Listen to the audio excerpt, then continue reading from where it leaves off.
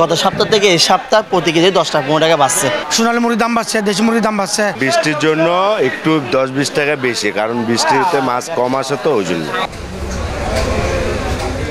টানা বৃষ্টিতে অতিষ্ঠ জনজীবন, এর সঙ্গে মরার উপর খাড়ার গা হয়ে দেখা দিয়েছে নিত্য প্রয়োজনীয় পণ্যের মূল্য বৃদ্ধি। বৃষ্টির কারণে পরিবহন খরচ বৃদ্ধি পাওয়া এবং পণ্য পরিবহনের সময় সেগুলো নষ্ট হয়ে যাওয়াকেই মূল্য বৃদ্ধির প্রধান কারণ হিসেবে দেখছেন বিক্রেতারা। বিশেষ করে সবজির বাজারে প্রায় প্রতিটি পণ্যের দাম 10 থেকে 15 টাকা পর্যন্ত বৃদ্ধি পেয়েছে। গত সপ্তাহ থেকে এই সপ্তাহ প্রতি কেজি 10 টাকা 15 টাকা বাড়ছে। অনেক গত সপ্তাহে আমরা বেগুন বিক্রি করছি 60 টাকা 50 টাকা, এখন 80 টাকা। পটল বিক্রি করছি গত সপ্তাহে 50 টাকা, এখন বুঝছি 60 টাকা। টমেটো ছিল গত সপ্তাহে আপনার 50 টাকা 60 টাকা, এখন বুঝছি 80 টাকা। প্রতি সবজি কেজি ভিতরে 15-20 টাকা বাড়ছে।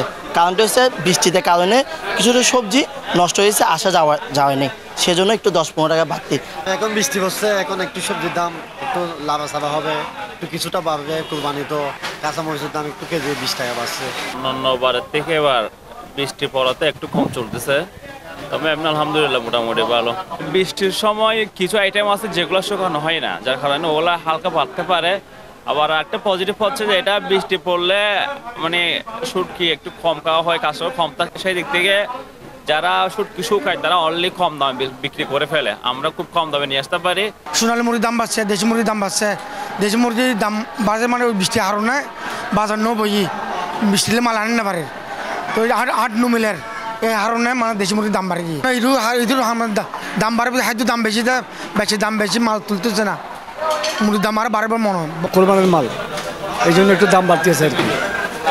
এমনি দোকানদারি 1200 আছে, দোকানদারি কোনো বাড়ে নেই, যেমনি আছে এমনি আছে। যারা গোটা ছাগল কিনতে কোরবানির জন্য ওটা কিনে নিয়ে যেতে হবে আলাদা।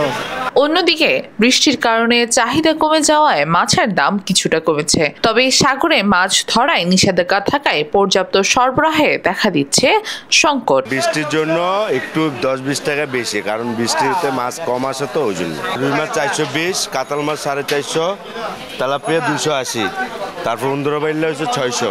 সাগর বন্ধতে উন্দরবাইল্লার দামটা বেশি, অল্প আসতেছে তো 600 টাকা কেজি। চিংড়ি মাছ 1000, পাবদা 400। আসলে মাছ কিন্তু তুলনামূলক কম, তো দামটা একটু বেশি।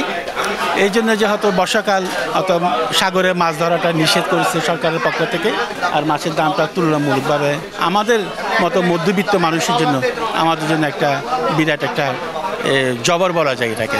পেঁয়াজ নিচ্ছি, রসুন নিচ্ছি, তো পেঁয়াজের দাম একটু বাড়তি লাগছে আমার। রসুনটা ঠিক আছে, আর আদাও নিচ্ছি, পেঁয়াজের দামটা একটু বাড়তি লাগছে। 3 দিন আগে আমি পেঁয়াজ দেখছিলাম 65 করে পার কেজি, আজকে নিচ্ছি 75 করে, 10 টাকা বেড়ে গেল। চাল, ডাল, আলু, পেঁয়াজ, চিনি ও তেলের মতো নিত্য প্রয়োজনীয় অন্যান্য পণ্যের দাম আপাতত স্থিতিশীল রয়েছে, তবে আসন্ন ঈদকে ঘিরে এসব পণ্যের দাম বাড়তে পারে বলে আশঙ্কা প্রকাশ করেছে বিক্রেতারা। ডেস্ক রিপোর্ট, একান্ত টিভি।